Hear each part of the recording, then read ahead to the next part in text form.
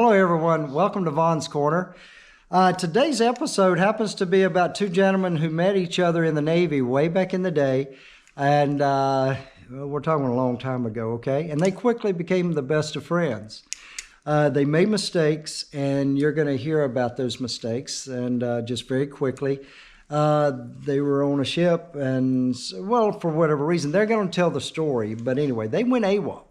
And they left California and hitchhiked all the way to North Carolina with absolutely no money in their pockets.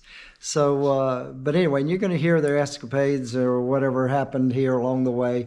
And they're going to leave out some of the things because they just didn't want that out there. And I understand that at least we get the bulk of the story, and you're going to enjoy what you do here, I promise you. But anyway, moral of the story, and both gentlemen want me to tell you real quick, it doesn't matter the mistakes that you're making and have made. You're living in the moment right now. You've got this moment to make the right decision. You got the next moment to keep doing the right thing. So that's what you want to do and keep it going, okay? Both men, even though they made mistakes when they were younger and in their past, they became very, very successful in life. And you can too. And you will do it, okay? And again, this is the story of Claude Wayne Hall on Vaughn's Corner. And as our buddy used to say, cameraman Ron, make someone smile today. It may just change the world. My name is Vargas Wayne Hall. Been nicknamed Wayne most of the time. That's my middle name. I went in the Navy in 1954, 17 years old. And met up with Mr. Claude here, and we was on the USS Hornet, CVA 13, 12. No, CVA 13, 12. 12. I'm sorry, yeah, 12, CVA 12. And we went in, and that's how we got together on the ship, and went overseas for a tour over there. And I don't know exactly where we went. Claude, you might remember some of the places we went. I went to Yokosuka, Nagasaki, Hiroshima, Okinawa, Hong Kong, Hawaii, and a lot of places in between there, Okinawa. But anyway, we seen a lot. We'd move around a little bit and spend 4 or 5 days in port, and we'd go on Liberty and visit and with different things and see different things. I guess one of the most interesting places was in Hiroshima. And it looked like, everything that's where the bomb was dropped. Yeah. And of course, Nagasaki too, but Hiroshima was just, and you had to be 6 of us at a time to go on Liberty. And anyway, I met up with Wayne, and we grew up close together and got acquainted, and was aboard ship and come in, and they transferred us to the Wasp, from the Hornet to the Wasp, and both of them's aircraft carriers, and they're more or less a city floating on about 1,500 people on the ship, and aircraft and flying and all that. But anyway, we got acquainted, and they transferred us to the Wasp, and it's going right back on the same 9-month tour on those places that we'd done been to. And we wanted to go somewhere else and see the world. That's what we joined for, to see the world. And so we put in a request, and officers tore it up in front of us and made us mad. And so we caught a bus out to the main road, and left our sea bag and everything there on the ship. Just left everything we had on the ship. And, and walked out, and anyway, caught a ride right there in San Diego all the way to a guy come along in a Jaguar, and said, "I'm sleepy." Said, "Can y'all drive?" Well, we had both lost our license, and I'd lost mine before. That's the reason I went in the Navy, is because I lost my license. And trying to outrun the police, and got in so much trouble with with driving. Yeah. Never did get in much trouble with anything other than driving. That's always driving too fast and too dangerous and everything. But anyway, me and Wayne was talking about who drove that Jaguar, and he says I did. Yeah. And but anyway, we drove all the way to Dallas, Texas, and long ride, and we got out of the car, and he said that's where he was going to, and so we wasn't far enough yet, so we walked all the way across from Dallas to Fort Worth. It's about 25 miles there. You talking about, when we left, we got to Dallas, then we walked to Fort Worth, about 25 miles. And you have to remember, when we left California, we had no money in our pockets. And we broke all the way. And our destination was Greensboro. Claude wanted to get to Greensboro, he had a car there in Greensboro. And wanted to get to Greensboro, but we were trying to get anything and thumb anything that was going toward Greensboro. Yeah. And so when we left Fort Worth, we called a ride with a man, and he it's amazing because we hadn't had no sleep or nothing, and we were about wore out. And this man stopped and said he wanted somebody. He said noticed we was thumbing, and he was headed down across Texas over there. It's been a long time. I don't remember exactly where he was headed, but he rode us for all night long. And when he stopped and picked us up, he needed somebody to talk to keep him awake. And Claude jumped in the back seat and fell asleep and left me up there to talk to him. And here I am for about 6 hours trying to keep this man occupied, talking. And I ran out of everything to say, and then I looked up in the sky, and I saw this airplane with that white streak behind it. And I asked him, I said, what is that white streak behind the airplane? He said, that's that hot air when it comes out, it freezes. And well, you could always talk. Yeah. You could always talk more than I could. I never was a big talker, and you was always a big talker. But anyhow, we got to his destination, and we got out, and we caught another ride. But we had dress blues. You had dress blues and on, people would pick up a Navy guy, in dress blues. They'd pick you up, and we didn't have no trouble getting picked up. But going the right direction, that was our problem. Yeah. Going east. Yeah. We wanted to go east, and a lot of people wanted to go north and south and angle, and that's how we wound up where we was at, and not getting to Greensboro the way we wanted to. Yeah.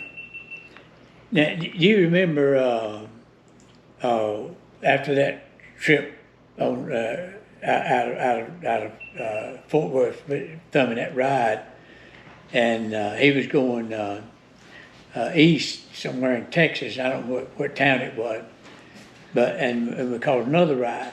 But where did we wind up after we left Texas? Do you remember? We went to Memphis. Memphis, Tennessee. We was in Memphis there at one time, and we was in Nashville at one time, and we was in Chattanooga at one time. So we went north, and then east, and then south, and then from and finally wound up in Murphy, wasn't it? Murphy, North Carolina, little place in hole on the side of a mountain. That rust place that makes anyway, they're at the end of Tennessee and North Carolina and Georgia. Georgia, And anyway, that right in that area, but I don't remember Memphis too much, and I don't remember. It's just any time that we could get a ride, because we didn't have no money, we was hungry, and we didn't really know where we was going. We had no maps. we didn't know what road to take, and anybody was Yeah. just heading, and it got where anybody that was moving, we wanted in the car Yeah. so we could sit down and sleep. Yeah. And anyway, it was Yeah. Yeah. it was something I sure wouldn't want to try again. Yeah, the last ride, he wound up, he was going to Murphy, North Carolina, and that's where he took us, to Murphy, North Carolina. And I thought it was a desert place out there. It was a lonely place. Back in that, now you got to go, this is 50 years ago or more. Oh, Over 50 years, yeah. Yeah, And, that's in 1955. 1955. And so you got to realize that Murphy's changed since all that time, but there was like a little desert area out there. And then we wound up in the bus station. And we got to the bus station, had a bench in there. So Claude called his dad, had him to wire 2 bus tickets. So me and him could get to You Greenville. never did pay me back for that bus ticket. I didn't. I thought I did. Didn't pay your dad back. You didn't have no money no how.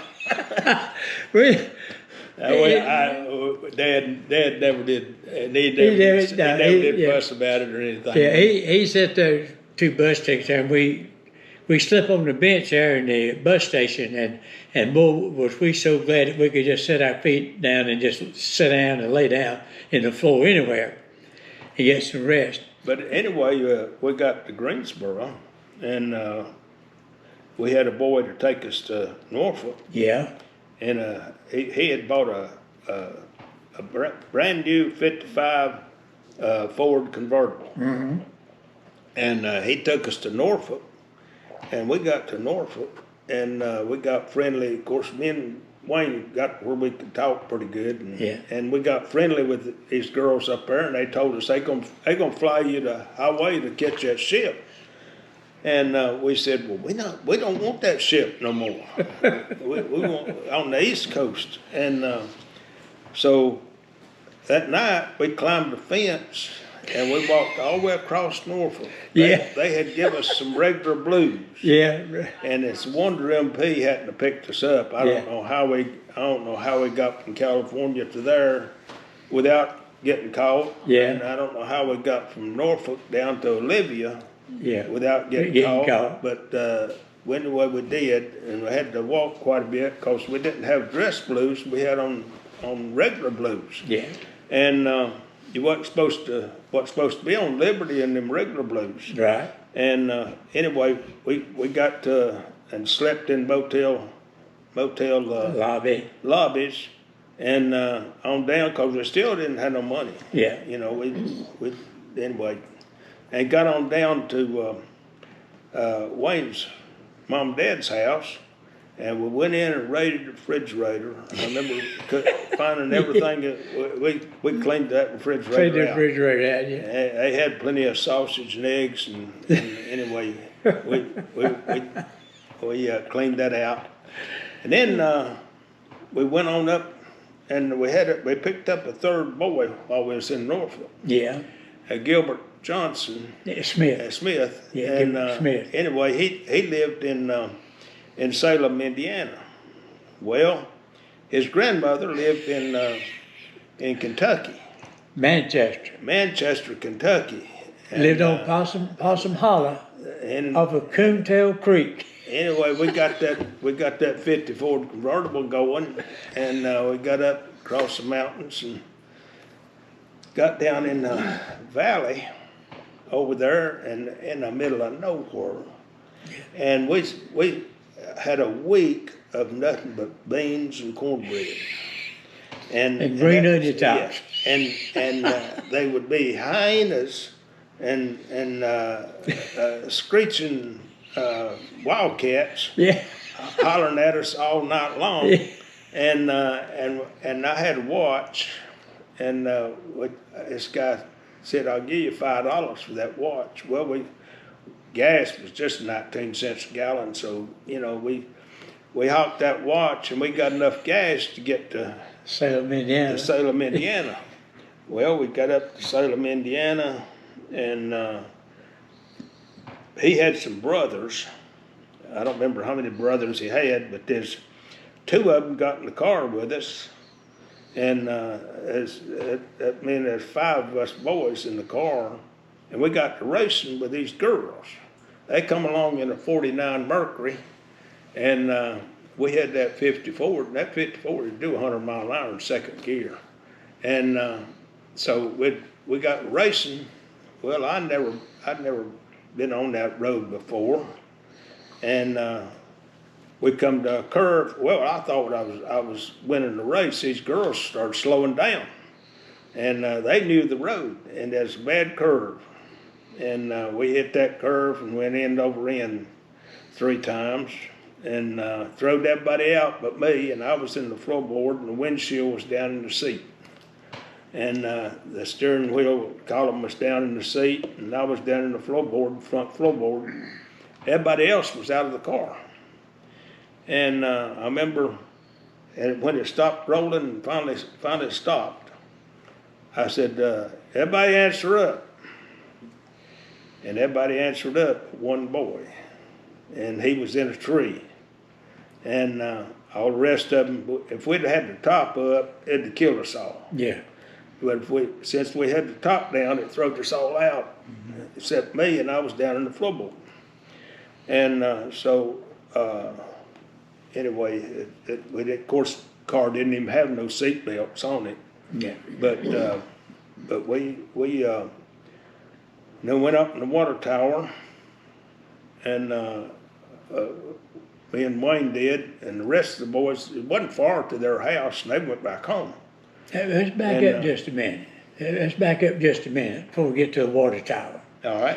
Let's go back to Manchester, Kentucky just for a minute. Oh, okay. Yeah, well, that was an experience in Manchester, Kentucky. Now, here we are, and Gibbo, we called him Gibbo. His name was Gilbert Smith. And he said, my grandma lives here in Manchester, Kentucky. And we're going to go see her, and we'll get some food and stuff. And that's when we stayed there about a week and ate that homemade cornbread, pinto beans, and green onion tots. Mm-hmm.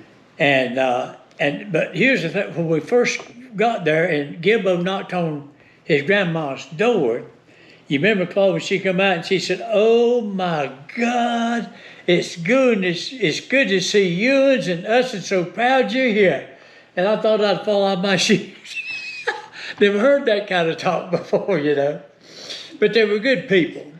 Manchester was, it was, I mean, it's been on the news as the drug capital of the world. Yeah. And it's a very corrupt city, but it's about in the middle of nowhere. Yeah. In the hills of Kentucky. Yeah.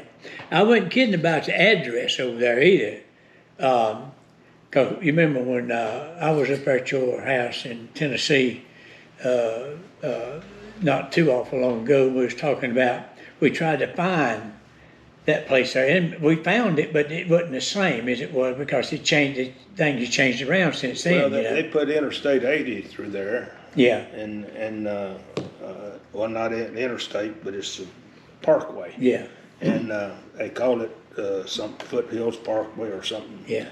And when they put 80 through there, they changed everything around. Yeah. But Possum Holler was what we looked, and we found Possum Holler in Manchester, Kentucky, but we looked at the map, but it wasn't like it was 50 years ago or so.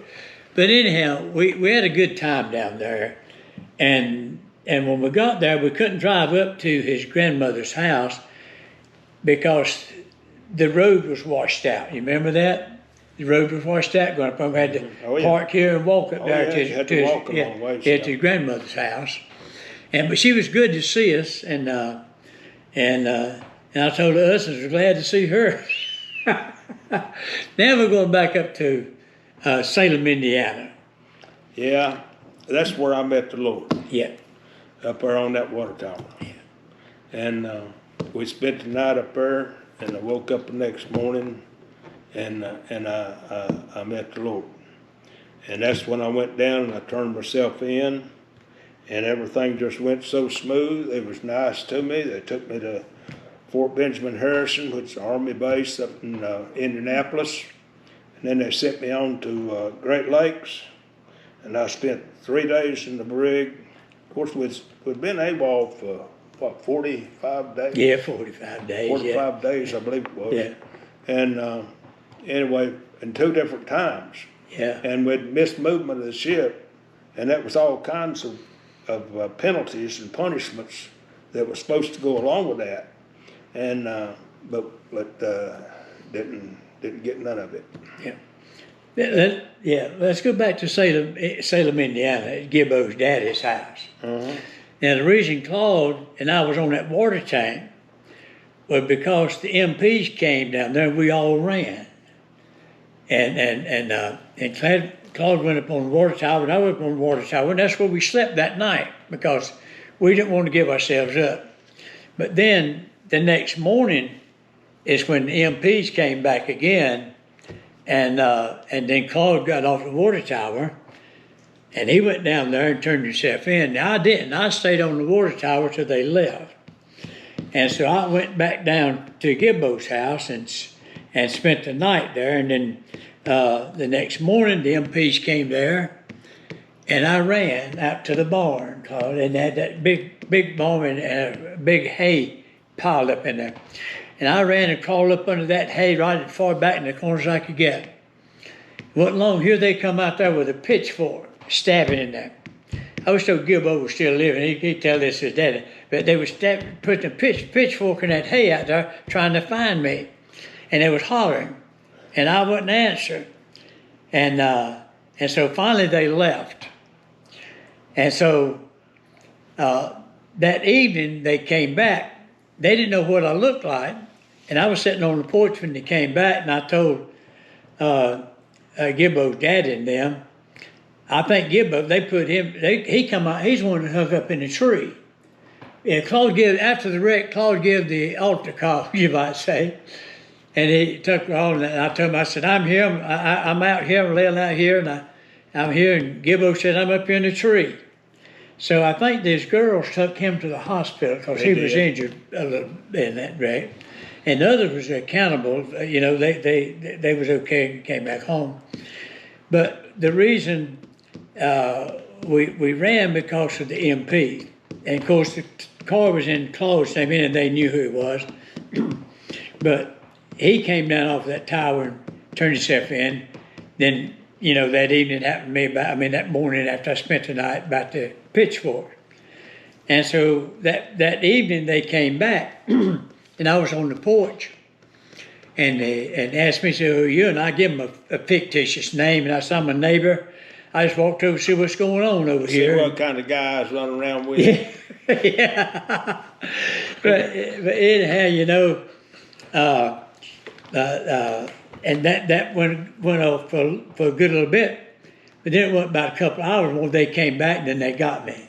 And they got me. They said I was lying, and sure enough, I guess I would. I don't know. I guess somebody told them I wouldn't live there or whatever. And then they took me up to what was that army base up there now? Fort Benjamin Harrison. Fort Benjamin Harrison, yeah. And they took me up there. So one night, Claude said for about a week, it's one night I saw you up there.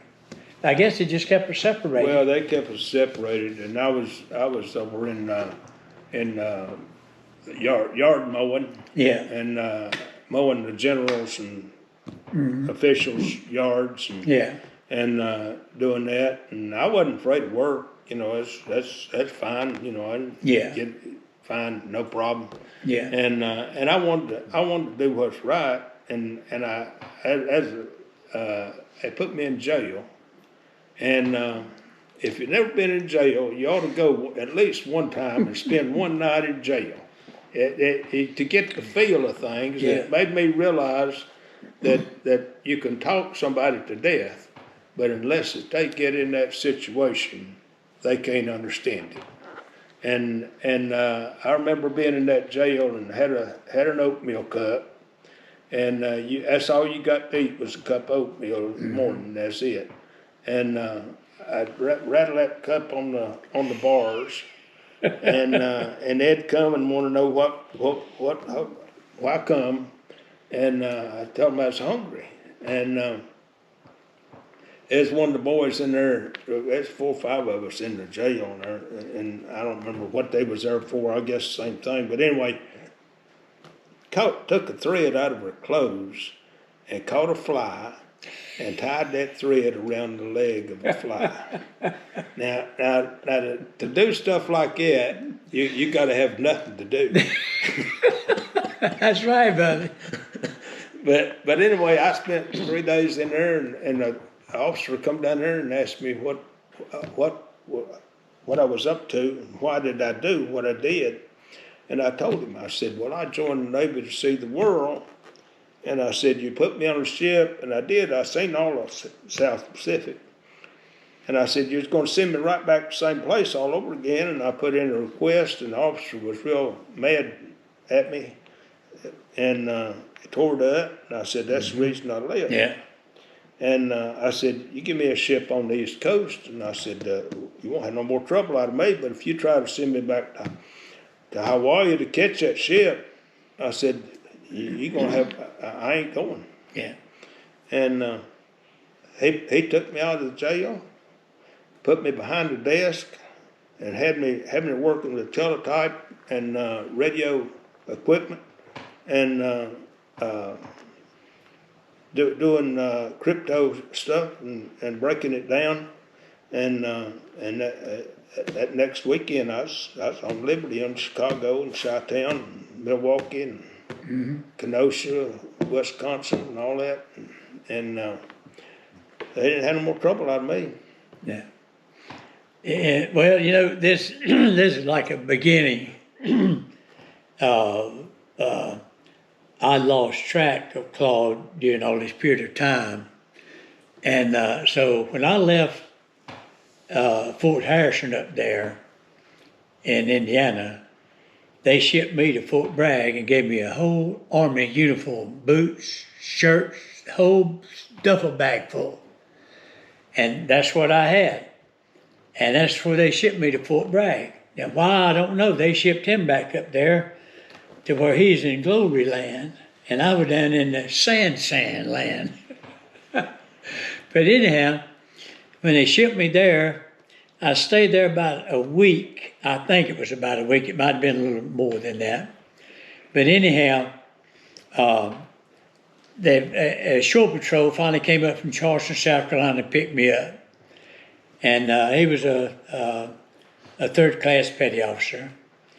And he was a nice guy.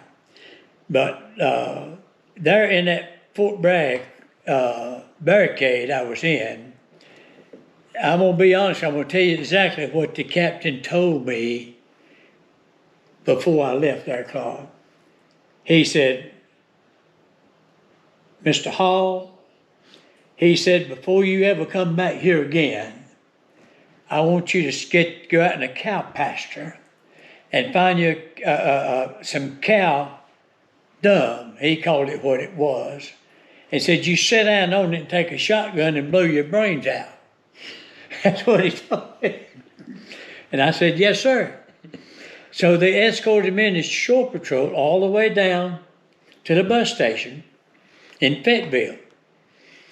And they let us out. Now, I wasn't in no handcuffs at all. And the Shore Patrol told me, he said, Hall, that's what it's called, Hall. He said, Hall, I'm going to tell you something. He said, now we can do this 2 ways. I can handcuff you and walk around down here, or we can act like we're civilized people and they never know what I come for you. I said, that's the way we're going to do it. And so we went out to eat that evening. Of course, the government paid for it. He paid for it. And so we went out and ate. Then we got on that bus and went down through Bennettsville, South Carolina. I said, man, this is a good place for me to run right here. Because my brother-in-law used to live down there at J.B. Wilson. And that's my sister's husband. And I got there, and the bus stopped at a stoplight. And I thought, do I need to get off this bus or not, Carl? I didn't. I stayed on the bus. Well, you hadn't had a court-martial yet. No, I hadn't had no court-martial, no, nothing. Hadn't been charged with nothing. Where did you have your court-martial? I'll tell you that in a minute. Okay. I'm getting ahead of myself here. Anyhow, after I got to Charleston, South Carolina, they put us in the brig. Now, this brig was a rundown building. It wasn't an up-to-date brick, it was just a frame building, and the windows, but they had sails in there that was in cages, and they had 2, 4, 6, 8. They had 8 sails in there in cages, and they had 3 black boxes in there. It had one in the middle, one on this end, and one on this end. And so they would give us a little bit of time to go to the mess hall, but we walk up to a yellow line, and we could not cross that line until they gave us permission. We walked that line, and said, "Sir," and across the yellow line. And we had to wait till somebody said, "Yeah." And so then he would say, "Yeah," then we'd go to the mess hall. And then when we come back, we had to go back in that cell. I'm thinking we were there maybe about 3 weeks, I believe it was. And so I started working out, and I hit a record of doing 500 sit-ups, and they had the Marines always run the brigs in the Navy. And so this sergeant came back and said, "Oh, that's enough, don't do no more." I said, "Well, I'm good. And I finally got to 500 done. Now, they wouldn't allow us to smoke in there, but in the other part of the brig, wasn't locked up in this little area here. We were really confined to that area. They would throw us cigarettes. And so you couldn't smoke, so didn't have no lighters. And the cage was up close to the light bulb. And I prized that cage loose enough, and I took the light bulb out, and I let it down, and I'd take a pencil and trim it back where I could see the lid in it. And I'd wrap some cotton out of the blanket, out of the mattress on it, stick it up there, and it sparked, and it light that up, and I'd light my cigarette up. And then here comes the sergeant. "I smell smoke, I smell smoke." and I'd wave it like that so you could see the smoke, And so we got where we had to take a piece of notebook paper and roll it up, put tobacco in it, and roll it up, and do it that way. And he couldn't figure out how we was lighting up with no matches, no nothing. And so that's the way we got our smoking done. But anyhow, there was 11 of us, and we decided we'd leave that place, Claude. So we watched the guards, know what time was coming and going and what the break was. And the windows, you could just push them out. It wasn't that hard to do. And so we planned this break out of the brig. It was early one morning, about the change of the guard. And we scaled the fence out there. How we got over that barbed wire fence, that razor sharp, I don't remember, but we scaled over that fence. And we got out. And so we all ran. And so we got over somewhere in Charleston, and there was a car lot over there. I said, "Hey, I ain't straight wire these cars. Got the old cars, you just take a cord and put it behind them, where the switches were, And I tried to crank this van up, and it never would crank. I guess it because it had gas in it. So we was gone 11 hours and 55 minutes, and they caught us, brought us all back in. And then they had me charged with desertion, escape, military, government property damage, the windows and all this stuff. All this was charged with that. And so I went before a court-martial board. And so they didn't do anything down there, so they shipped me up to Norfolk. And up in Norfolk, when I got up there, I didn't have no uniform, so they gave me a third class petty officer shirt to put on. That was a stripe on it. And so they put us out there, and so they saw that stripe on my shoulder, and we had to clean up the yard and everything. He said, "You be in charge of all these other prisoners here since you're third class." I never told no difference.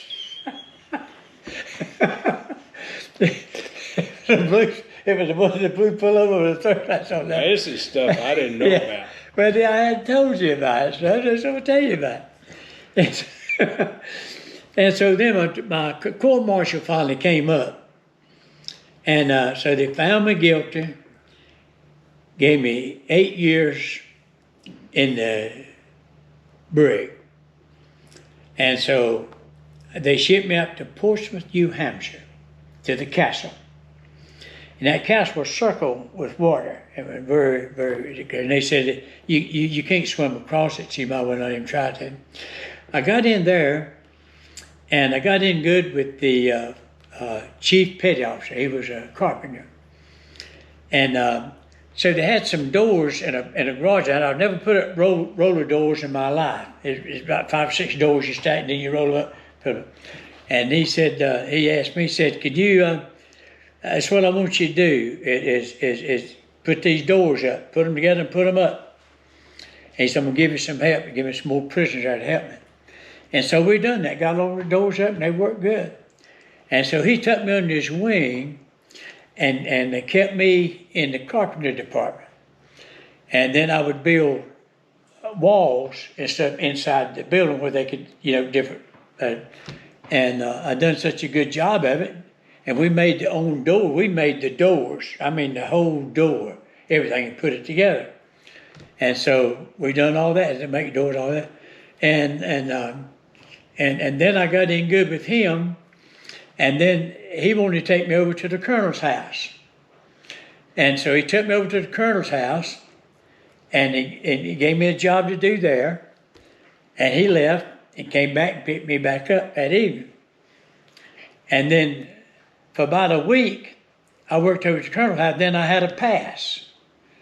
He'd give me a pass. I could go out on my own over to the colonel's house. And so I done that for about a week and done the work there, and then came back working. And then we came up, then I went to Portsmouth, New Hampshire. That was the castle. That's where we put us in these cells up there. And it was a big cell block, man. I mean, it was huge and large. And I remember hearing the song, 4 Walls. Do you remember that song or not? That song said, 4 walls around me, Mm-hmm. And I said, yeah, that's what I am. I'm in a little room here, 6 by 8. And all I got is a bunk and a mattress. And the mirror we had was a piece of stainless steel that was polished, but let us have no glass. And so I was there, and I went up before a board and done an interview. And they done this every 3 months. I went up the first month, and I said, put me back to duty. I said, I'm ready to go back. I said, I'll make one of the best sailors you ever seen in your life. I said, I've learned my lesson. I said, I'll make you the best sailor you ever had. And I went 3 times. And I went up there and said the same thing. And so it came up to the last, for the year, like every 3 months, and it came up for the last 3 months of the year there. And they said, through this, man, I looked there and seen all that brass sitting up on that board. Man, there's about 10 of them. Yeah, and they would question me, And I said, well, I'll tell you what. I said, I begged you to put me back to duty. I said, just don't worry about it. Just let me rot here. That's what I told them. And so they took everything in consideration. And in a week, they sent me a letter and said, you're going home. We're going to discharge you. And so they gave me a BCD discharge. Now, it's not a dishonorable, and it's not a undesirable. Bad conduct. Bad conduct is what it stood for. I was just unruly, and they gave me a bad conduct. But the only thing they did was took away all of my VA rights. Is what they did. And that was the bad part about it. I was still a veteran, but I just got a BCD discharge. I don't have the rights. Don't have the rights as one with an honorable discharge. Mm-hmm. And so I spent 13 months and 25 days there, and they shipped me home. And they shipped me back to Norfolk in an airplane. Then from Norfolk, they shipped me to Raleigh. and Daddy met me at the airport, and I got off there. And then I went back into tobacco farming. And I lasted about a week, and I said, I can't handle this anymore. So I go to work in a machine shop there in Sanford. It's called, I'm trying to remember the name of it. It was a big machine shop. And I went in to work for them, and they only paid 55 cents an hour at that time. And so I worked there, and then I got married, had children, had Vaughn, Rhonda was the first two. And then I got a promotion. I could run 2 or 3 of their machines. It was cylindrical grinders, a big old grinder. Man, it reached from there to that bar over there, and it would go back and forward like this. Mm-hmm. And you put big bottom rolls in it like this, and you had to grind them down to a certain degree. And so you had a gauge to check it with. And so sometimes it might take you 20 minutes to run just one of those things. Well, I developed a different on my own. I kind of wanted to do things on my own, and so I figured I could do that a lot faster. And so they wanted us at least to do 100 per shift. And there's no way you could do 100 in an 8-hour shift at 20 minutes per thing. So I learned how to speed the machine up going this way and get the same quality, and I could do 200 in an 8-hour shift. And so the company liked that. And then they put me on third shift. And then I ran another type of grinder that drills a hole in what they call a bottom roll, and had to put a thing in it. And I learned to do that. So it wasn't a grinder, it was a grinder, but it was like a lathe. It drilled a hole in, you had to drill it. And I stayed on that for about 3 months. And I told them, I said, give me anything to get me off the third shift. I said, I just can't stand this third shift, it's killing me. And so they finally had another cylindrical grinder come in on the first shift. And they had a fellow that was supposed to be a master at this, but they seen what I did when I was on the other one. So he couldn't never get this machine to do exactly right like it's supposed to do. He would either cut off one end too short, or listen end be too high, or cut out in the middle and both ends be too high. He couldn't figure it out. And he messed with it about 3 weeks. So they put me up on the first shift running this cylindrical grinder. I spent 1 week on it and had it doing production. And then I stayed with that company until I went out on my own. I stayed there till I got for a long time. Anyhow, I moved to Greensboro in 1964. And I went to work for Teases Incorporated there. It's a 24-hour record service. And I worked for, before that, I worked for Red Simmons there in Sanford. That's at Red Simmons in the garage there. And that's when I learned automatic transmissions from him. And then I moved to Greensboro in 64. And then I went up there to Teases. It's a big garage, 24-hour service with records and everything. And so I didn't know anything. And so I had the buddy Teasley asked me, he said, I want to ask you something about automatic transmission. I said, all right. He said, if I got a Rambler, a T35 transmission, it won't back up. What's probably either band's broke. I said, and if it is, I said, you can replace it without pulling the transmission out because to make universal go in there. He liked what I said. He knew I knew something about it because that's the way you do it. And so I got the job there with them, and I worked there as a mechanic. And then I finally I got into doing just automatic transmission work. I built a name for them in mind through just automatic transmission work. So I done automatic transmission work. And then later on, there was a little vacant building down on Burlington Road. And I went down there and rented that building for $50 a month. You get one car in it, and one car outside. And so I went in there and I started building transmissions. And done so much work for Southern Railway in Texas that fellow didn't want nobody to work on their truck except me. So I got their business coming down there. And so that's how I got started out in mechanic work, working for my own. And then I moved into a service station down below there on Burlington Road. Highway 70. Yeah, Highway 70. There was a Greensboro Auto Parts up here, and there's another junkyard down just in front of that one. And so I rented a little back part of that room back there, and I used that until the fellow was using this other part. I needed a bigger place. And then I got the old back end back there. And I stayed there for several years. And then I got that Old Town Texas code, no, that Wesley Ken code on Lee Street. And a fellow named Vernon Gales, he was the sales rep for Napa Auto Parts. And he would call on me down there when I was in business. And I'd witnessed to Vernon about the Lord. And then he got me up there in that service station because he used to run it himself years ago. And he said, you just they'll pay you to pump the gas. You get a certain percentage. It don't cost you no rent. So I went there and stayed about 4 or 5 years in that service station on Lee Street called Wesley Ken. And then I stayed there. Then when I left there, that's when I opened up my own shop and started just doing transmission work. And I'd worked for Amco. Amco wanted me. I went over and built transmission for them for a long time.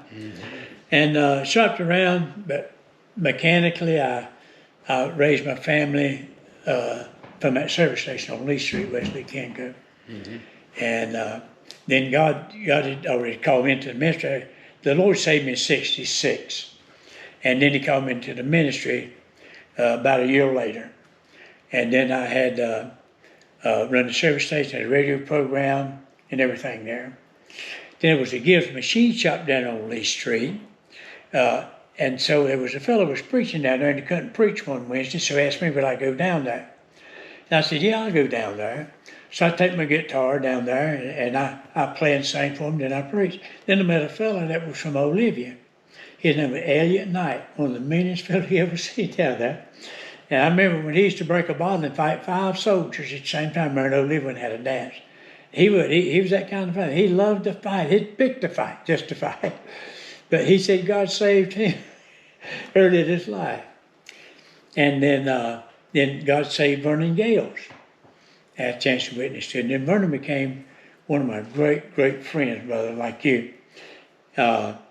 He was a dear preacher friend of mine. I mean, he is 90-some years old when he passed away.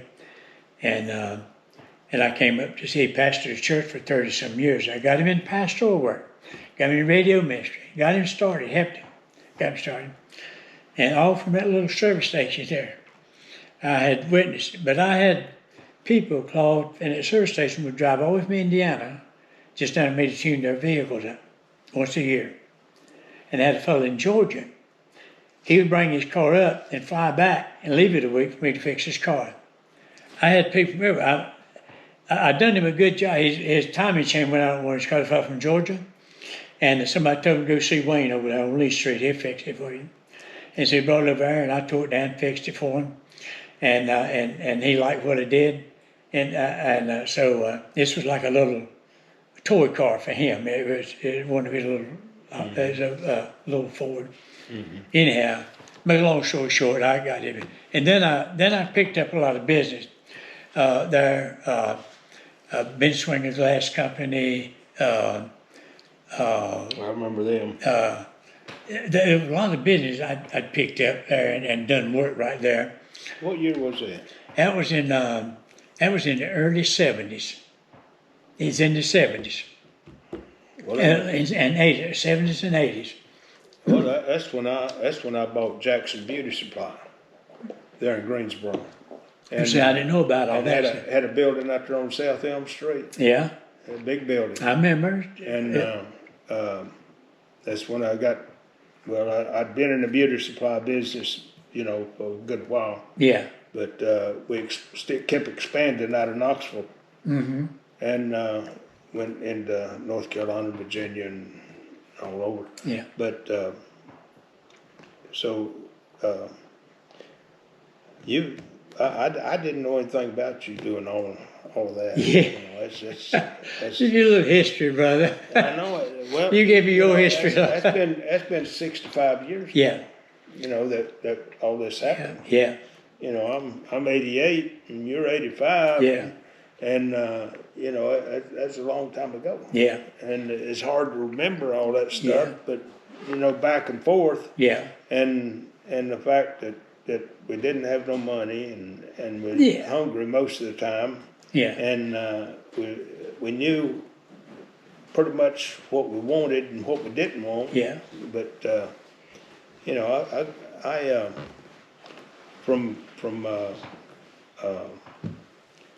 Great Lakes, Yeah. I went on to. They sent me down to Jacksonville, Florida, and I caught Lake Champlain, CVA 39. And was still working with crypto and in teletype and radio and Morse code and sending messages to everybody and then they sent me in the North Atlantic, made a trip up there to all the places up there, Edinburgh, Scotland. I mean, it's beautiful up in there.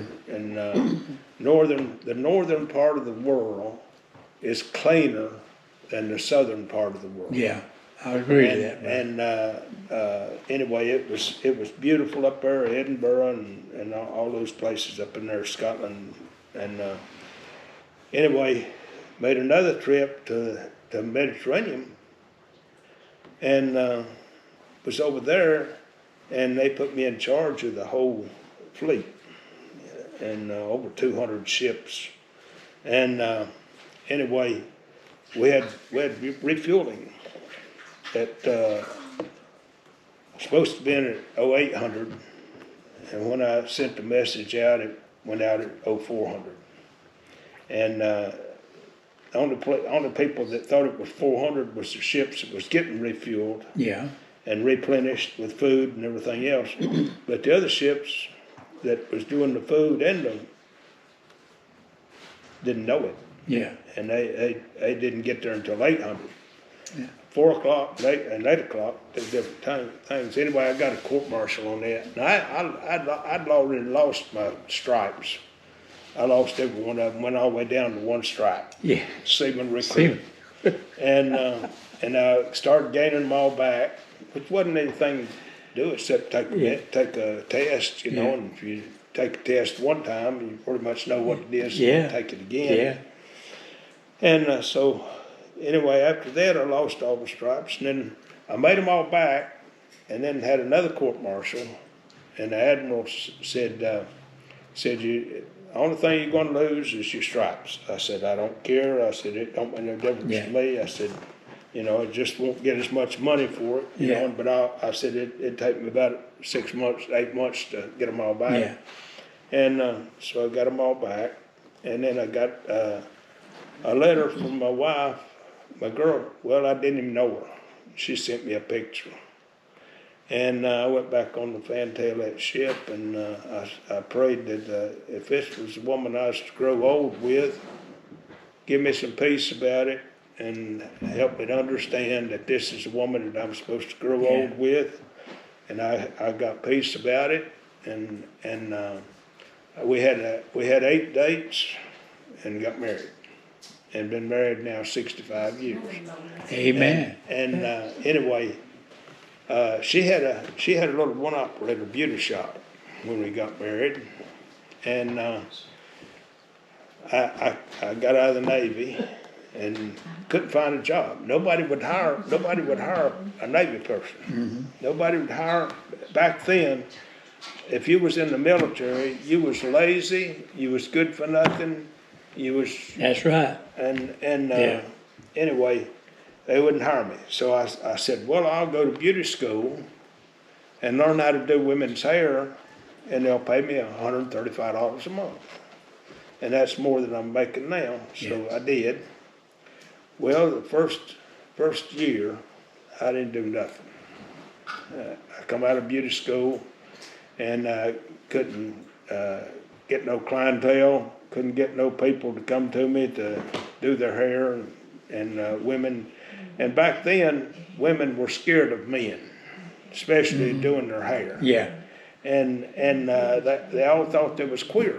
Yeah. They thought any man that would do women's hair was queer. Yeah. And homosexual. Yeah. And so everybody thought I was a homosexual.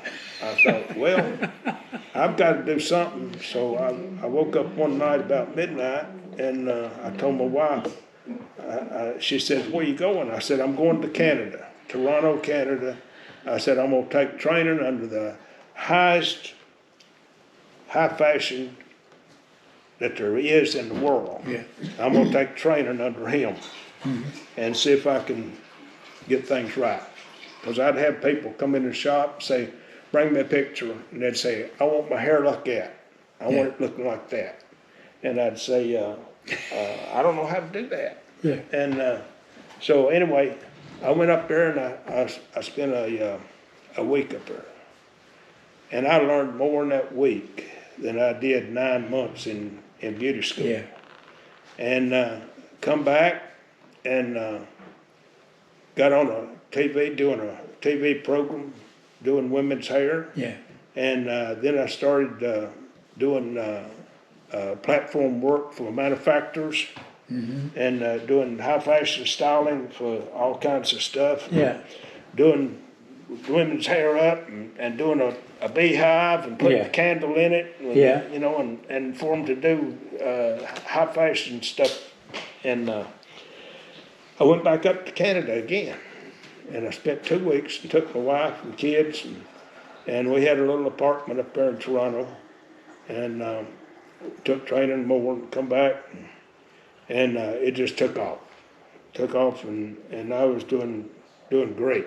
And big time. I mean, I had high fashion, the highest clientele in Knoxville, and got this brochure from Miami about running a beauty supply house. And I said, asked my wife. I said, "What do you think about that?" Her name's Frances. I said, "What do you think about that?" She said, "Well, whatever you think." And I said, "Well, we've got to borrow money to get into it." And I said, "But I think I know what I'm doing." And we started at one place, and then 10 years later, we had 28 warehouses in different states, and it's now Sally Beauty Company. Yeah. And they're all over the world. And it was a blessing. The Lord's blessed me, and I'm thankful to the Lord for every blessing I ever had and everything He's ever done for me. My kids are Christians. My grandkids, I try to help them to where that they know the Lord, and that's about the story of my life is my grandkids and trying to help them to know the Lord. And Wayne, you've been a blessing to me. You know, it's like the Israelites. The Israelites had to get in that wilderness, and they had to get down to the bottom. Yeah. You got to get to the bottom before you can ever get to the top. Yes. You ain't gonna get to the top by just going to the top. That's right. If you do, you ain't gonna stay there. That's right. and so you got to get to the bottom, and that's what happened with Israel. And the Lord knew that. Yeah. You know, He hardened Pharaoh's heart for a reason. Absolutely. I mean, Pharaoh would have let them go. In fact, at the beginning, Pharaoh wanted them people out of Egypt. Yeah. You know, and then but he had to let the Israelites know that he had all this power to go through all those plagues. Yeah. You know, that's my assumption and my opinion That's of about why truth you forget. that Israel went through Yeah. so much problems. Yeah. You know, if you don't ever go through no problems, you don't know the Lord. That's right, brother. There ain't no way you Yeah. can know the Lord. Yeah. Because you got to go through those problems to get it's like a kid. If you don't ever, you give that kid everything it wants, it ain't worth nothing. Yeah. It ain't gonna be worth nothing. He'll never get, if he gets to the top, he won't stay there. Somebody can give it to him and he won't be able to take care of it. But if you work and there's so much in the Bible that can help you to live right, to get Absolutely things right, Yeah. to be happy and be satisfied with where you're at. Yeah. You know, Claude, when we got out of the Navy, we lost track one night after we got separated there, and you went on this trip on the other side of the world that I didn't know till you told me about it. I never knew what happened to you. But when I was running this service station on Lee Street, I'd call, and I got a hold to your dad, I believe it was, and he said you was in Tennessee running a beauty shop. And I said, I've got to go see that. I said, I can't imagine Claude doing hair in a beauty shop. That's what my thought was. Yeah. Working behind that chair on those women Yeah. was the happiest times of my life. I bet it was, brother. Yeah. I mean, I didn't make a lot of money, Yeah. but I was happy with people. Yeah. Your customers, your clientele. Yeah. You get where that you know all about them, and women will talk to a man more than they will talk to a woman. Yeah. Oh yeah. And they will tell you their problems. Yeah. And you get involved with their problems, and that creates a relationship there that It's there. It's strong. It's strong. Very yeah. strong. Very strong. Yeah. Yeah. But it's like our friendship, brother, is our relationship. From time I got out of the Navy in 1958, I didn't see you until 1990. What was that? How do you remember the time? It's a lot longer. The first time you come to Greensboro to see me working at Rice Toyota, what year was that? 93? I don't remember. 94? When did Toyota? I mean, when did Toyota?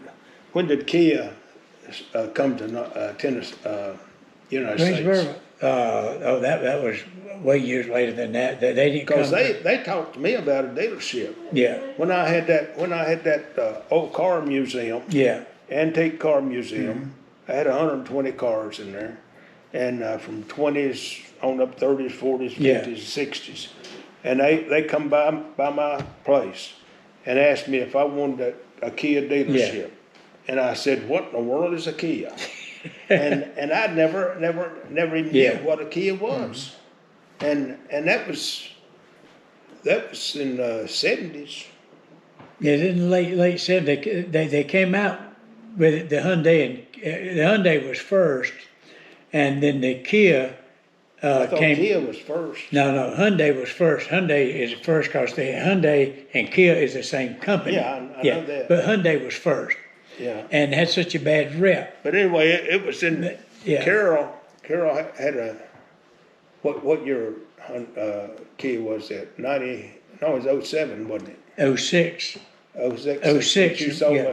my sister. Yeah, it was 06. 06. 06. Okay, so it had to be. It was like about 4 years before then that they came to Greensboro. Yeah. Yeah, it's late 90s. Yeah. Yeah. Late 90s, from 58 to late 90s. Yeah. Yeah. And that's when you came to see me. Right. And you was over at the main store. Right. And I've been with I've been with Toyota for a long time there, and then built a good reputation there, and had a good clientele going and everything. And Was that Toyota that you? Toyota. You left Kia. No, I went to Kia after I retired. After 10 years at Toyota, After Toyota, you went to Kia. Yeah, Kia, yeah. And then that's all that many years. From 58, it was 94. It's 94. Yeah, 94. From 58 to 94, that's the first time we saw one another since we left the military. Right. Yeah. And you know, the bond of our friendship was just like it was when we left. But Yeah. always Well, had been. you know, Yeah. we got together, Yeah. and they're in the 50s, Yeah. 54, Yeah. 55, Yeah. and well, it was 55. Yeah, I 55. joined in 54, and then we went on that cruise Yeah, with cruise. with The the Hornet. Hornet, Yeah. and then come back out. So it had to be a year later. Yeah. So it was 55, Yeah. mid 55. Yeah. That we left California. Yeah. Yeah. And then I couldn't get over there. You told me about the museum you had. You sent me a card. When we got married, you sent me a key to somewhere you had, and I was in South Carolina or Myrtle Beach or what. And you let us spend the honeymoon there. Yeah. You remember?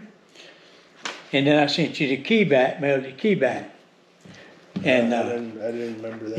yeah, you did, yeah. Sarah remembers it well. And you said, let's go on the honeymoon. I got this condo down here and no smoking. That's what you, no smoking. And had to curb, I didn't smoke, but Sarah did. That was on the third row. Yeah.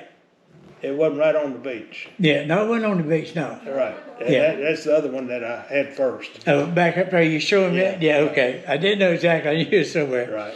So we spent a honeymoon there. And then I finally got to come to see you after all these years.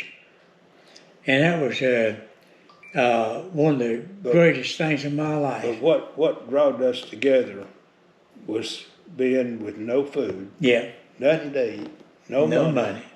And nowhere to go. And striving for the same destination. Destination, yeah.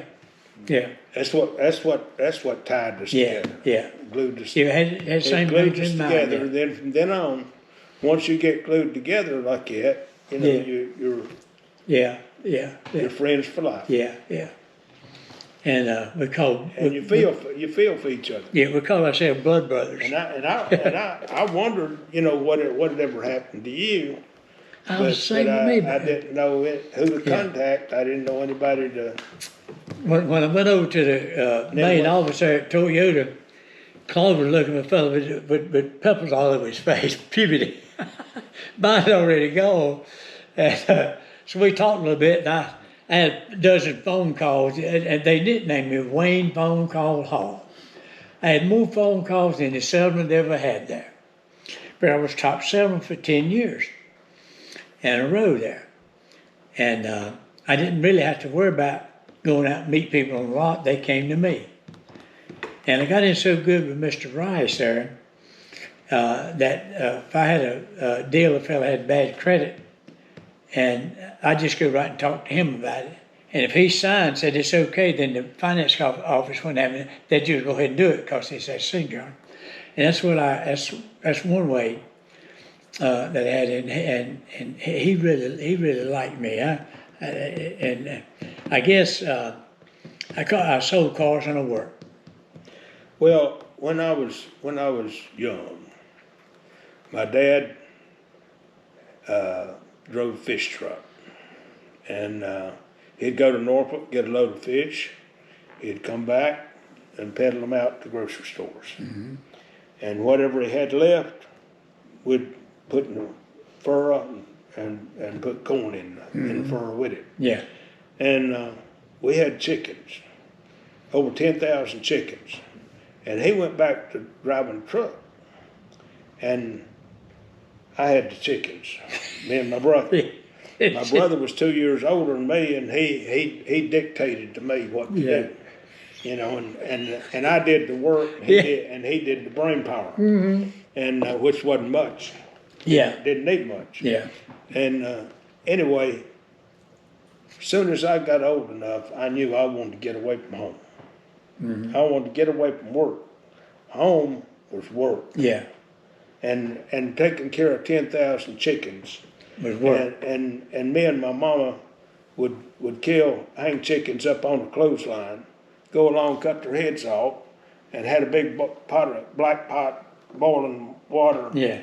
fire under it, and dip them chickens in that thing and throw them out there on a stainless steel table to get feathers out of them. Yeah. And we'd take anywhere from 3 dozen to 4 or 5 dozen chickens and peddle them door by door, Yeah. dressed, ready Yeah. to go, ready to stick to oven. Yeah. And it was just work. Right. And I've never been afraid of work, and I've always wanted to work, and I love to do things. Yeah. Because I was taught that when I was young. Yeah. And whatever you're taught when you're young, That's what you. it's part of you. Yeah, part of it. Yeah. That's you. Yeah. And when you grow up, and as soon as I got old enough to go in the Navy, I was ready to go. Mm-hmm. I was ready to leave home. Yeah. And then when people started telling me when I went in the Navy, and people started telling me do this,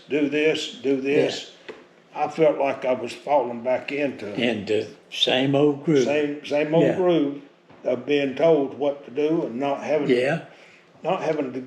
to use your imagination in life. you Yeah. know. And so anyway, it's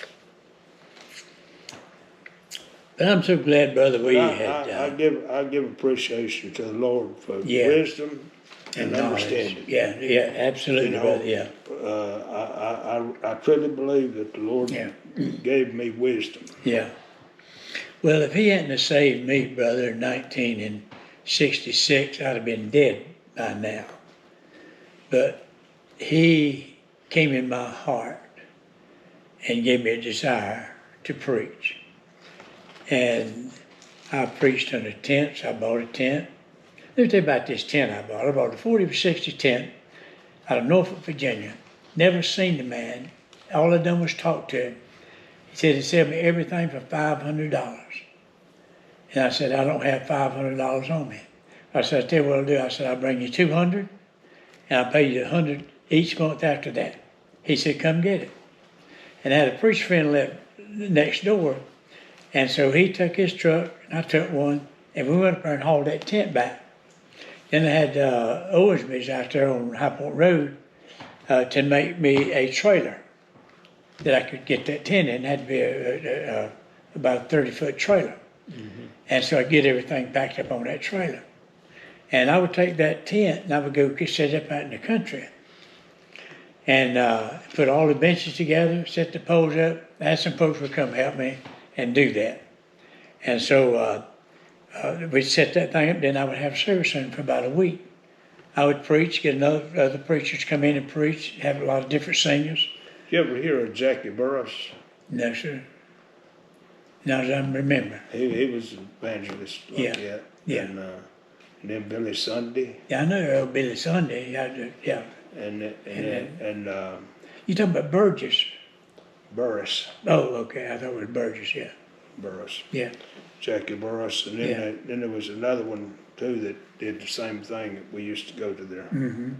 Yeah. But Paul, There's three or four of them like that. Yeah. That's how Billy Graham got got started. started too. Yeah. Paul Blackburn got me started in the tent business, and I was his tent director for about 20 years. He got me in the tent business, and I'd do that, for he only done his once a year, and I was doing mine, about 4 or 5 times a year in different areas. He went down home, the old home place, and done one, and had a lot of my folks there had received Christ that I'd forgot about. And even my kin people, I got Jay lives over in Ohio, is my brother's son. He said, Uncle Vargas, he said, I remember you had that tent down at Grandma's. That's where I got saved at. And a lot of my nephews have said, that's where and I forgot about it, see. And that's where I went down and preached and done a lot. Now finally, old tent got so old and tore up, I think I just gave it away. And then I'd been on the radio, and then I started pastoring there in Greensboro, Old Country Baptist Church. Remember that, don't you, Vaughn? Old Country Baptist Church. And I was trying to remember the fellow that lived. I got a picture of him at the house. I can't remember much, and that's been so many years ago. Arthur Perkins had came. I had a kid in the hospital that was dying, and it was Chris, and so they told me then call the family in because he said they ain't gonna last the night. And call the family in, and then he got to get a little better, and then they called a code blue on him, and then he gave him a shot that he give an adult, and so I had they gave him that, and so after about 2 or 3 days he began to get better. Then he came home, and Chris did, and so he got better, and he's doing good in life now. But anyhow, that's what kind of got me thinking about the Lord. And then in '66, I went to his church. His little Presbyterian building. They made a Baptist church out of just a slab building, a wood building out. It wasn't a brick building. And so that's where I went. And the acoustics in there was so dead that you'd always have to holler in the back. And it wasn't that big.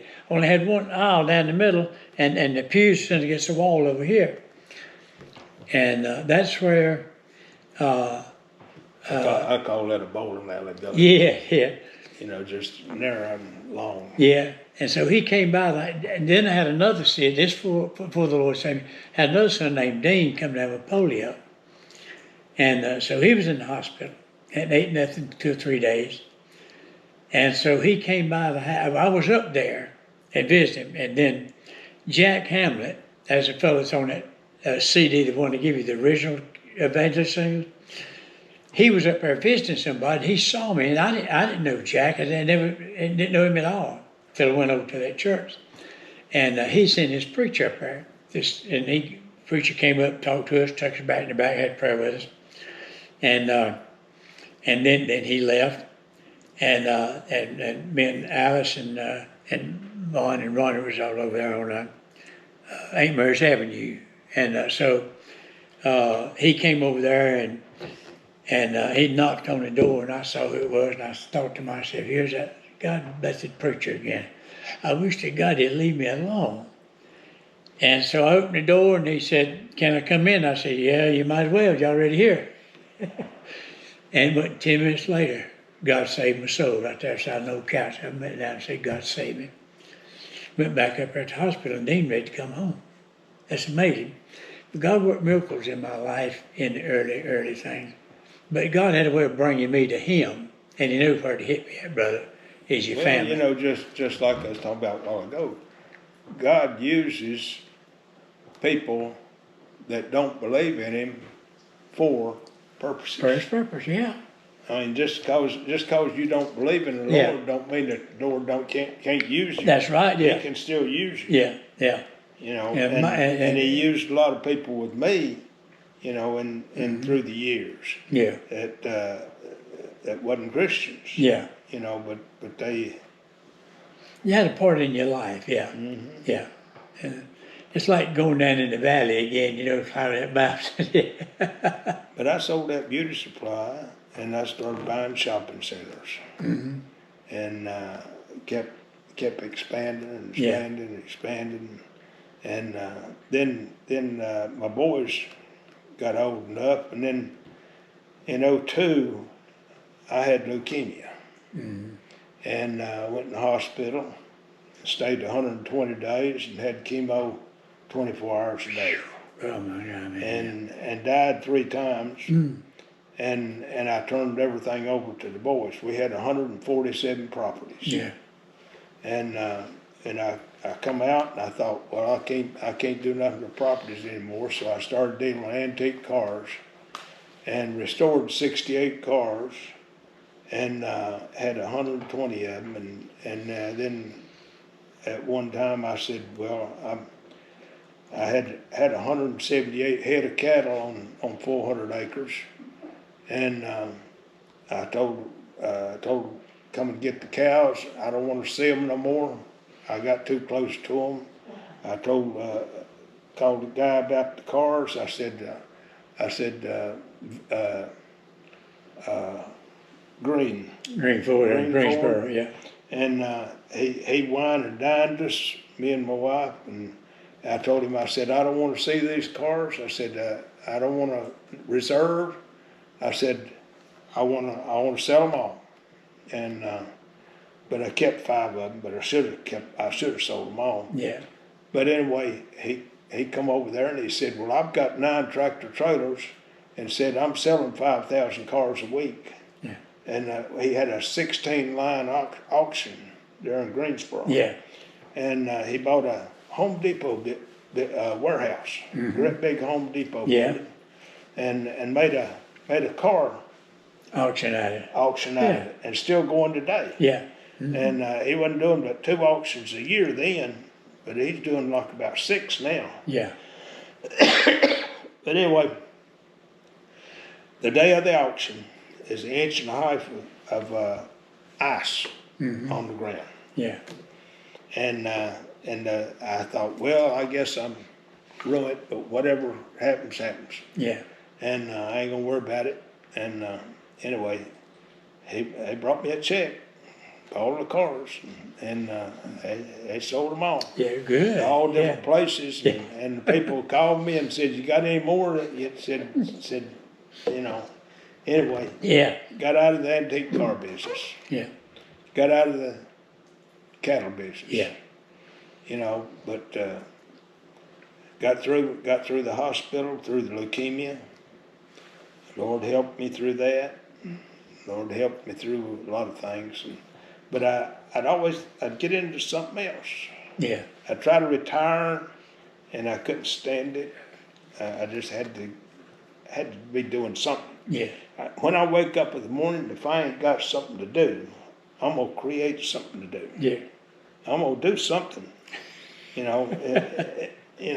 Yeah. It's in your bones. So I usually try to clear of stumps and land clearing about 30, 40 acres a year. Yeah.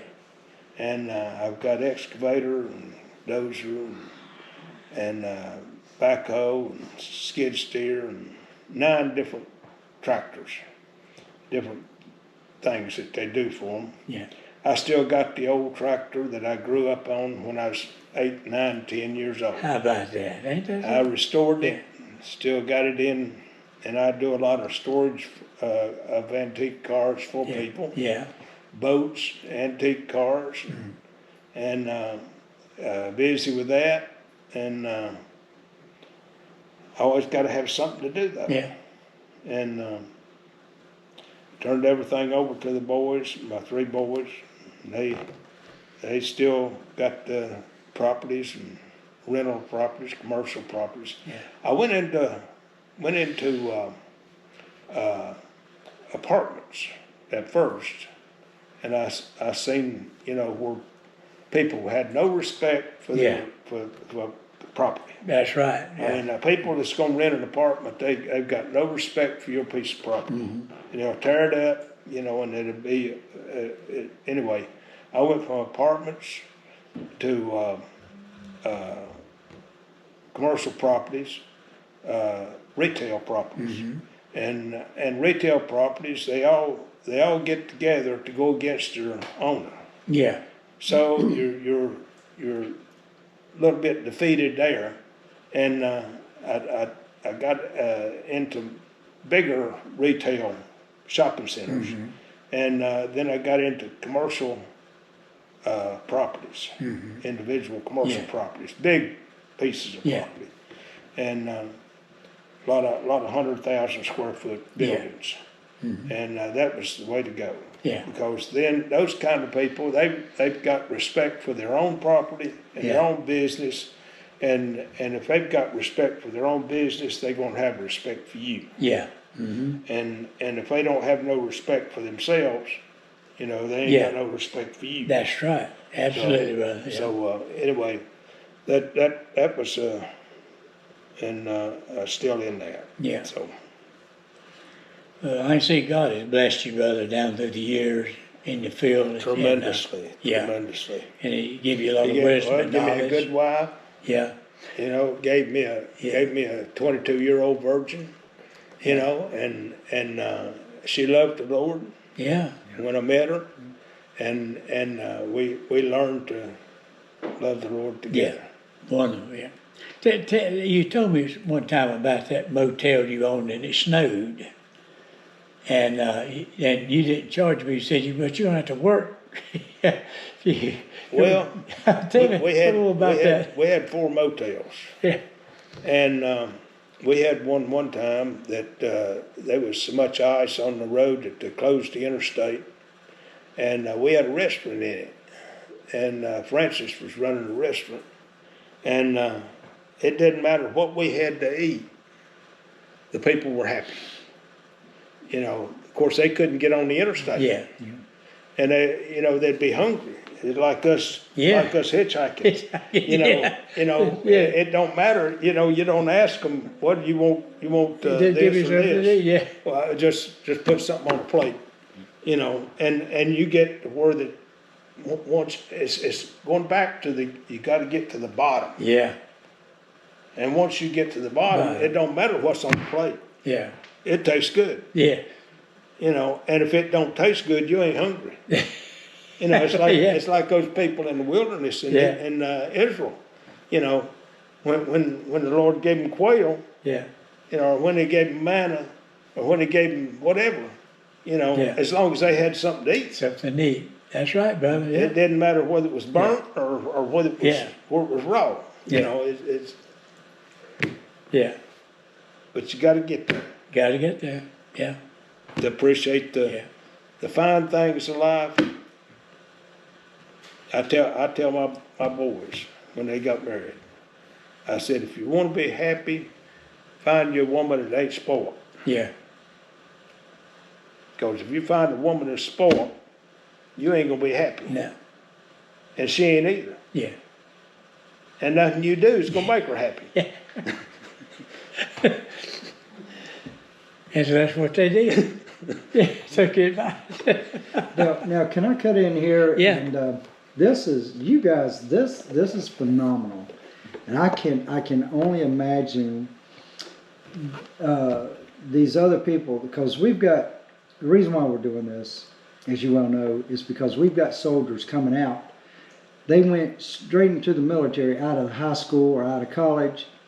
They've only done that one job while they were in the military, pretty much. And they are the best in the world at what they do. Problem is, when they get out of that service, now they're having to learn. Their options are very limited because of the way somebody above them may have instructed them or educated them into saying, no, this is the field you need to be in. This is what you best, instead of following their dreams, the heart, like y'all did. Both of you did. You're both successful, very successful. And so what would you say to that person, male or female, that is, they're at a crossroads? Because we get it.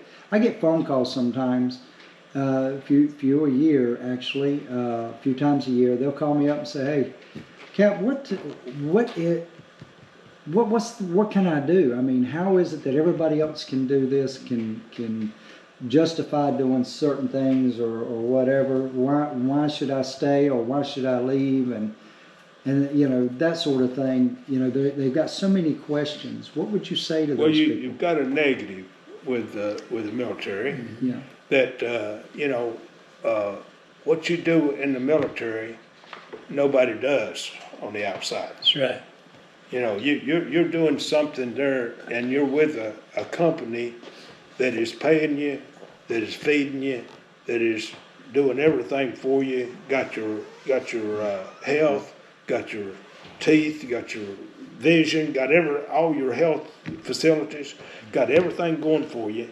And in today's world, now in our day, when we grew up, we didn't have the Social Security that you got now. Right. We didn't get, our parents didn't get a check. They had to work. Yeah. Now you got housing projects that is people are so spoiled that it's a different world. It's different and totally different because all these housing projects are information stations that you can get everything free. And when you come out of the military, there's 85% of 36 million people are homeless that are military. 85% of them are military. Now, military I'm gonna take a break. will spoil you to a degree, Get him talk. I'm good. Okay. but That's good. they can overcome it. You can overcome it if you want to work.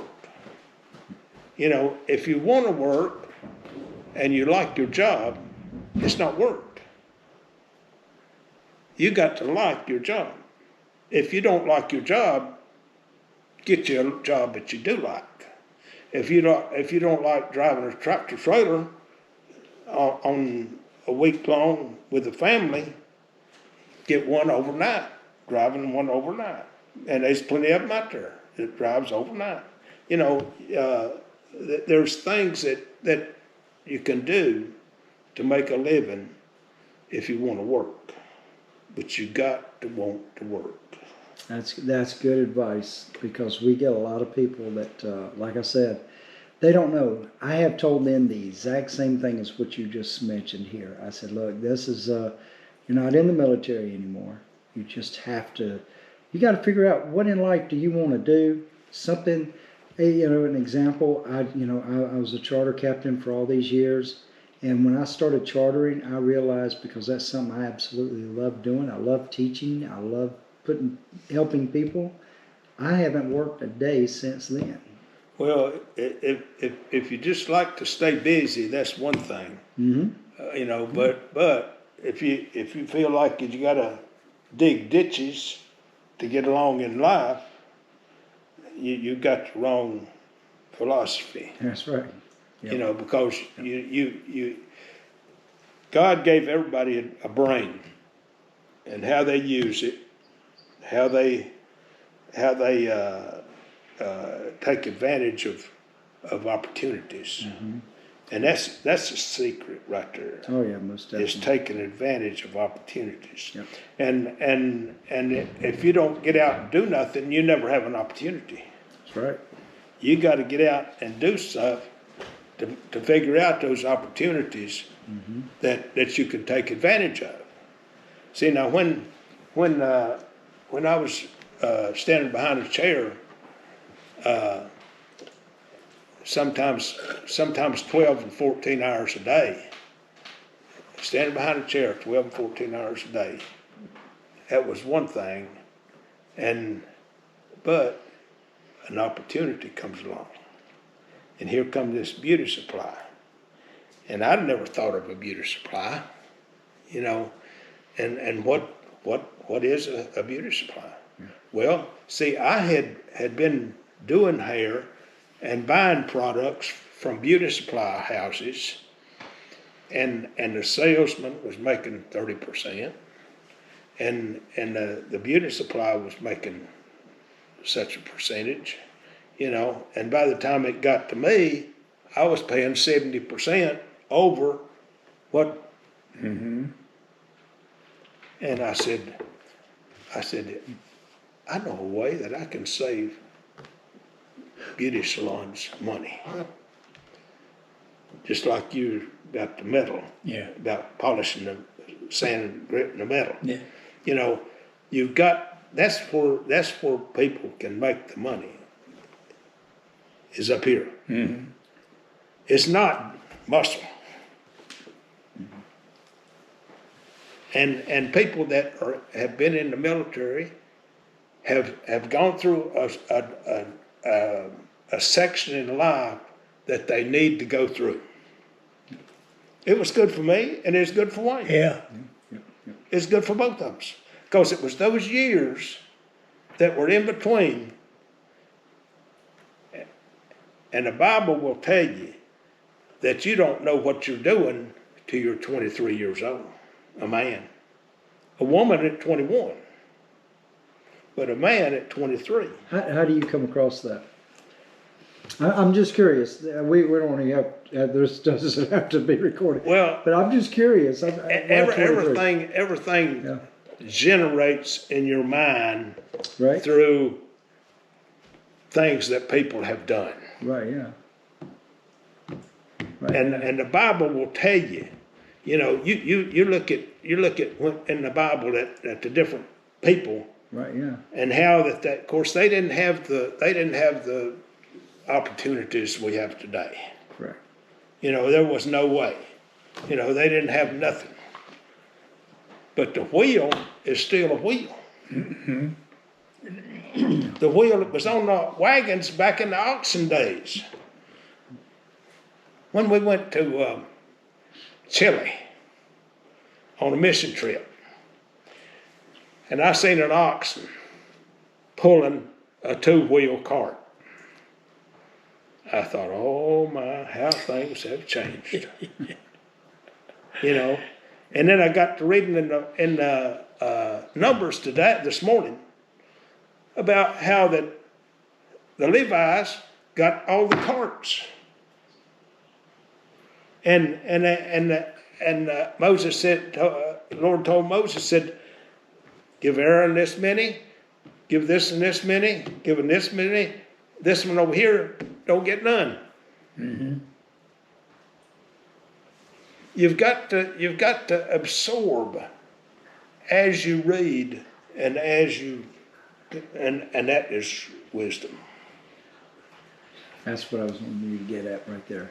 So yeah, that's you got to read the whole. You got to read the stories. You've got to see the whole picture. and those over a period, but it's not just the Bible that tells you, but statistics have proven that a man is slower about getting things together than a woman is. I agree 100%. Yeah. 100%. And a woman can think 3 different ways at one time, and a man one. Yeah. I agree. But having those motels taught me a lot. Everything that I ever did taught me a lot. Mm-hmm. And some things, I started that museum, and after I got into the museum, I thought, what am I doing with this? Yeah. Well, what are you doing with it? You get rid of it. You go into something else. Yeah. And don't be afraid that you're going to, hoard something. You sometimes you just gotta wipe it clean. Yeah. Move on. Yeah. And that's the way I did when I sold all them cars up there in the 1.5-inch ice. I could have called it off. Yeah. But let it go. Yeah. The Lord take care of me. Yeah. You had other goals in mind to reach that, you had to get rid of that. Yeah. Yeah. That's right. Yeah. You get out of that and go into something else. Yeah. And some things make it, some things don't. Some things make it big, some things, But when I went to that beauty supply business, we had over 50 people that went into it. Within 5 years, I was bigger than the company. But I worked at it. Mm-hmm. I worked at it, and I had people around me that would work. Yeah. Mm-hmm. And if you got sluggards around you, get rid of them. Yeah.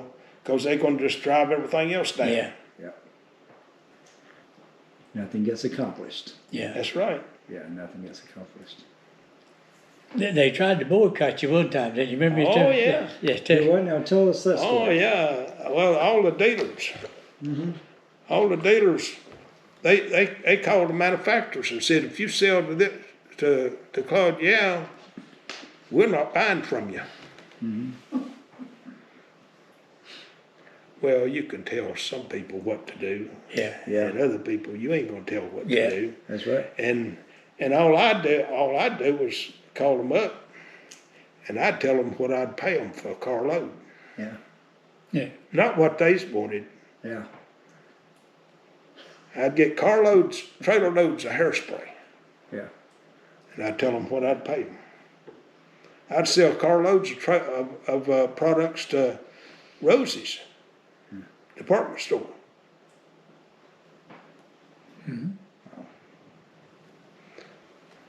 I wouldn't even ever see the stuff. Yeah. You know, But it's all going back to the military people that come out of the military today. I think I feel for them people. You know, now when we went in, you know, there was draft. You know, of course, the year I went in, I wasn't no draft. Yeah. But you know, jobs were hard to find, and you'd go in the military just to have a job. Yeah. Now, look at the jobs. Now hiring, now hiring, now hiring. You know, and I tell my grandkids, I said, whatever you do, you give them 110%. Yeah. I said, it's not you just getting by. I said, you give that guy 110%. And some of them do, some of them don't. yeah. Yeah. But if you give an employer 110%, he's going to keep you, and somebody else is going to notice. Yeah.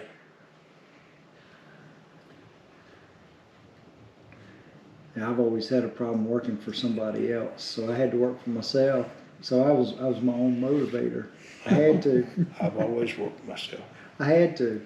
Ever since I come out of the Navy. Yeah, I had to. When I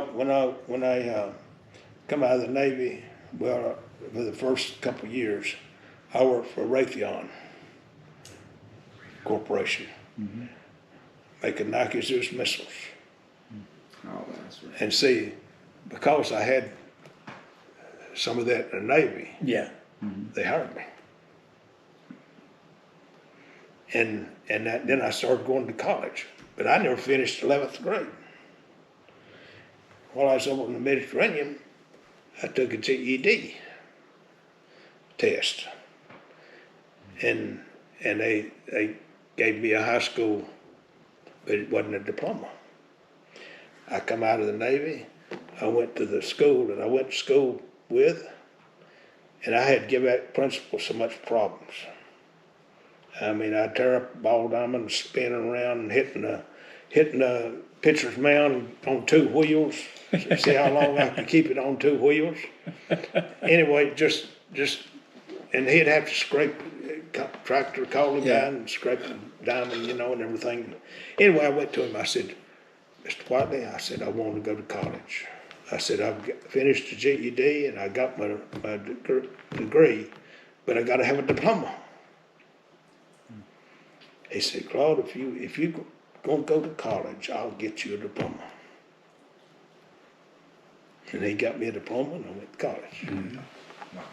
But you talk about having to study, because I didn't finish 11th grade and didn't have no 12th grade English. Yeah. I didn't know a verb from adjective from nothing else. You know, it just didn't know. Now, let me ask you this. How would you define the two of you after all this time, from the moment, because you went those years that you didn't see each other, to now, to when you did see each other? Take us back to that moment when you guys were, when you finally reconnected, relinked. It's just basically picking up where we left off. We left off. Didn't change a thing. Didn't change a thing. I got you. See, when his sister came up to the kid store after I retired from Rice Tool after 10 years, and I wasn't doing nothing but building transmissions. Then they called me when we'd come up and go to work. I said, heard about my record of car selling, sell 17, 18, 25 cars a month. And so I went up there and they hired me. And then this lady came in with some other folks, and And I just happened to catch him as come in the door. And I come over and sat him down, and she said her name was Yao. And I said, hold on a minute. I said, you kin to Claude Yao? She said, he's my brother. I said, me and him was in the Navy together. I said, you got a phone number, been trying to get in touch with him. She said, yeah. So I called him and talked to him there. Right there where she... Yeah, right to do to him. He said, give her a good deal. And so we talked a while. Anyhow, then found exactly where he lived. He came by to see me up there, and I still hadn't got to see him. I was just so tied up in work, man, and pastoring that I just didn't have the time to get off. I tried to make time, and tried to get over to see your museum before you ever closed it up.